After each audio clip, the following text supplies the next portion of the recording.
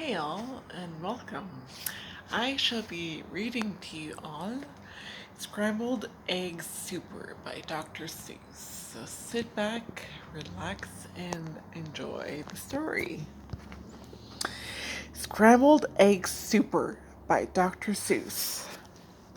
I don't like to brag, and I don't like to boast, said Peter T. Cooper. But speaking of toast, and speaking of kitchens and ketchup and cake, and kettles and stoves and the stuff people bake, well, I don't like to brag, but I'm telling you, Liz, that speaking of cooks, I'm the best that there is. Why, only last Tuesday, when Mother was out, I really cooked something worth talking about.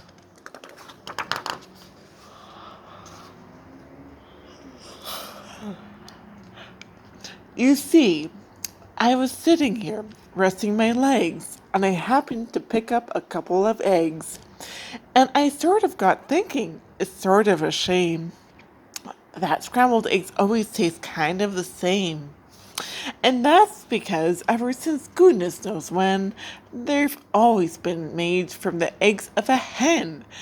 Just a plain common hen. What a dumb thing to use with all of the other fine eggs you could choose.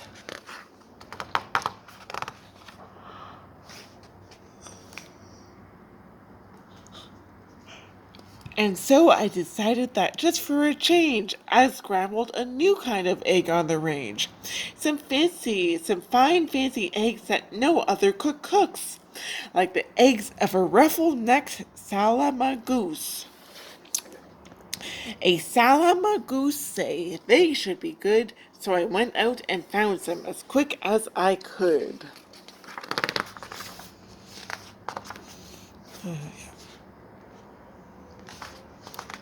And while I was lugging them back to the house, I happened to notice a tizzle-topped grouse in a tree down the street, and I knew from her looks that her egg and the egg of the salamagoose ought to mix mighty well, ought to taste simply super when scrambled together by Peter T. Hooper.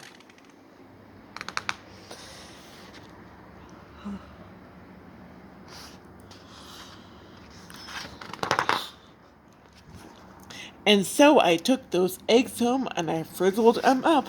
And I added some sugar, 2/3 of a cup, and a small pinch of pepper, and also a pound of horseradish sauce that was sitting around.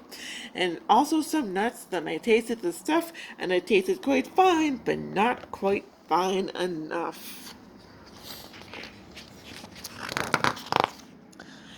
To make the best scramble that's ever been made, a cook has to hook the best eggs ever laid. So I drove to the country quite rather far out, and I studied the birds that were flitting about. I looked with a great care at the mop-noodled finch. I looked at a beagle-beaked, bald-headed grinch, and also I looked at the shade-roosting quail who was roosting right under a lax tail, and I looked at a spruce and a fennel-winged jay, but I just didn't stop. I kept right on my way, 'cause they didn't have eggs. They weren't laying that day.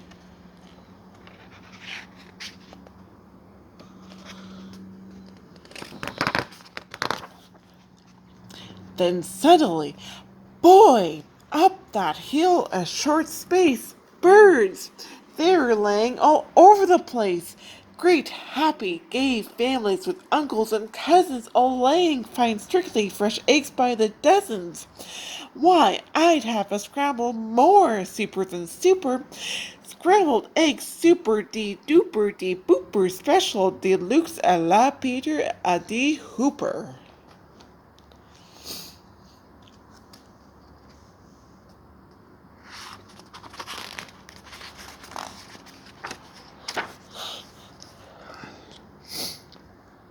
I picked out the eggs in the most careful way. I only picked those that I knew that were grade A.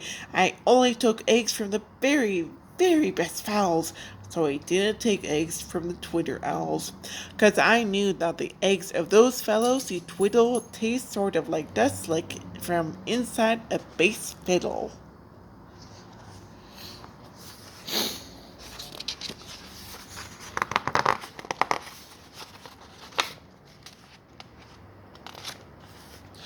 I went for the kind that were mellow and sweet, and the real sweetest eggs are the eggs of a queet, which is due to those very sweet trout which they eat, and those trout, well, they're sweet because they only eat wogs, and wogs, after all, are the world's sweetest frogs, and the reason they're sweet is whenever they lunch, it's always the world's sweetest bees that they munch, and the reason no bees can be sweeter than these, they only eat blossoms of hazelnut trees, and those hazelnut nuts blossoms are sweeter than sweet, and that's why I nabbed several eggs from the queet.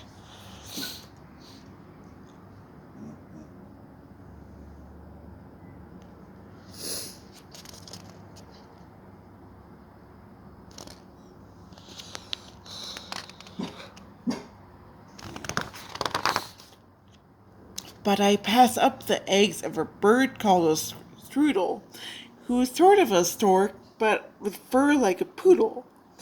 For they say that the eggs of this kind of stork are gooey like glue, and they stick to a fork, and the yolks of these eggs I am told taste of fleece, while the whites taste like very old bicycle grease.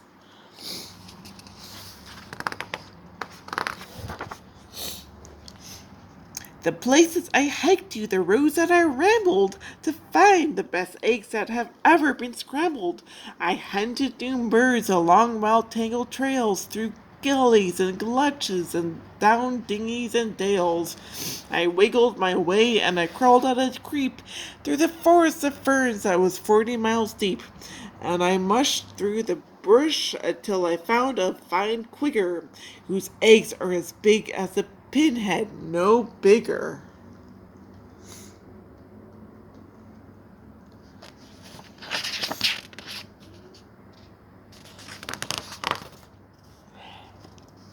Then I went for the eggs of a long-legged quong. Now this quong, well, she's built just a little bit wrong, for her legs are so terribly long that she has to lay eggs 20 feet in the air, and they drop with a plop to the ground from up there. So unless you can catch them before the eggs crash, you haven't got eggs, you've got longer legger hash.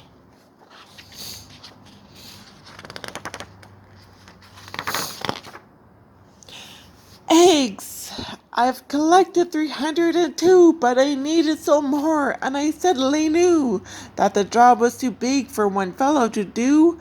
So I telegraphed north to some friends near Fazul, which is 10 miles or so just beyond the North Pole, and they all of them jumped in their catamaran, which is sort of a boat made of a sea leopard's hide, which they sailed out to sea to go looking for grace, which is a sort of bird which lays eggs on the ice, which they grabbed with a tool which is known as a squitch, because those eggs are too cold to be touched without which.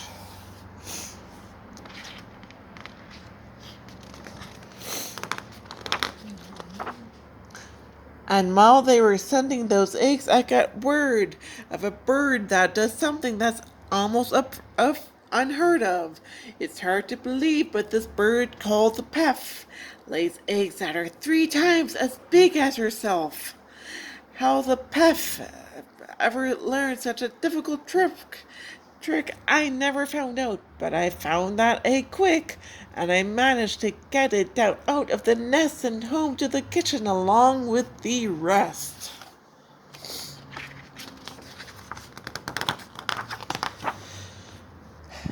But I didn't stop then, 'cause I knew of some ducks by the name of the single file Zummansen Zucks, who stroll single file through the mountains of Zums, quite oddly enough with their eggs on their thumbs. And some fellows in stomachs, which whom I happen to know, just happened to capture 1,000 or so, and they wrapped up their eggs and they mailed them by air, marked special delivery, handle with care.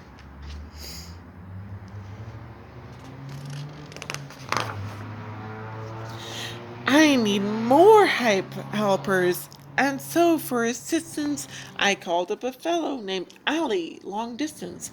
And Ali, as soon as he hung up the phone, he picked up a small basket and started alone to climb the steep crags and the jags of Mount Suruku to fetch me the egg of a Mount Suruku cuckoo. Now, these Mr. Suruku cuckoos are rather small gals.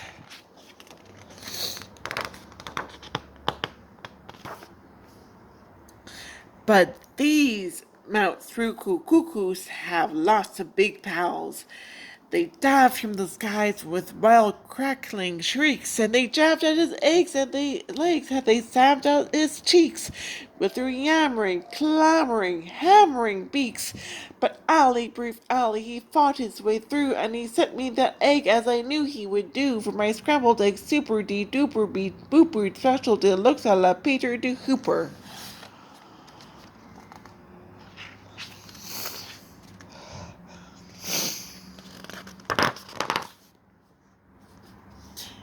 In the meanwhile, of course, I was keeping real busy collecting the eggs of a three-eyelash tizzy.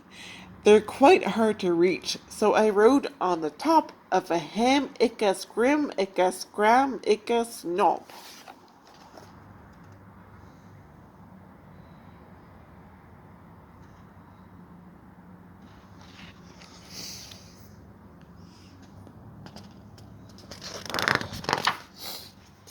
Then I found a great flock of southwest facing cranes, and I guess they've got something wrong with their brains. For this kind of crane, when she's guarding her nest, will always send facing precisely southwest. So to get at those eggs wasn't hard in the least. I came from behind, from precisely northeast.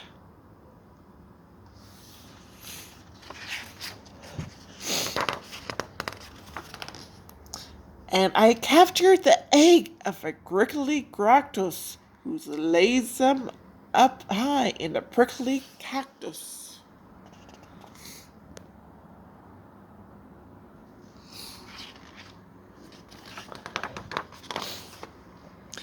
Then I went for some ziffs. They're exactly like zuffs, but the ziffs live on cliffs and the zuffs live on bluffs. And seeing how bluffs are exactly like cliffs, it's mighty hard telling from the zuffs from the ziffs.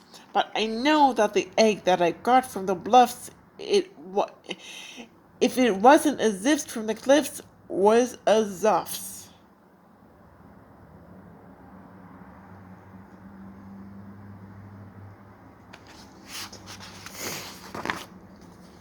Now I need the egg of a moth watching snuff, who's a bird who's so big she scares people to death. And this awful big bird, well, the reason they name her the moth watching snuff is 'cause that's how they tame her. She likes watching moths, sort of quiets her mind, and while she is watching, you sneak up from behind and you yank out her egg. So I got one, of course, with the help of some friends and a very fast horse.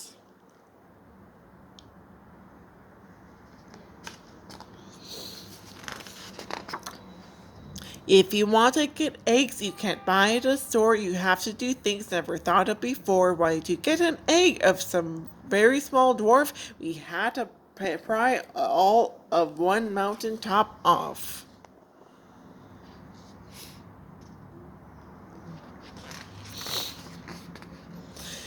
Then I heard of some birds who lay eggs, if you please, that taste like the air in the holes of Swiss cheese, and they live in big Zanzibar trees. So I ordered a tree full. The job was immense, but I needed those eggs and said, hang the expense.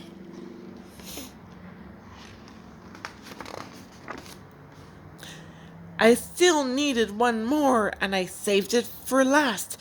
The egg of a frightful bomb basket aghast.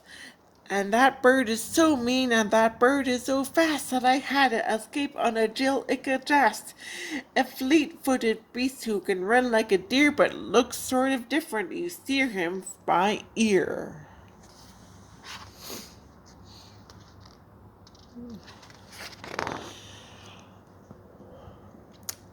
Although with the searching, all through with the searching, all through with the looking, I had all I needed, and now for the cooking. I rushed to the kitchen, the place where I sack him.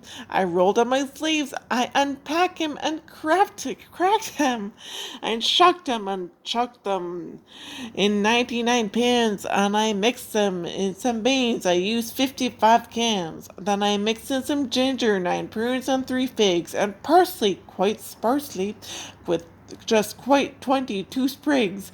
Then I added 6 cinnamon sticks and a clove, and my scramble was ready to go on the stove.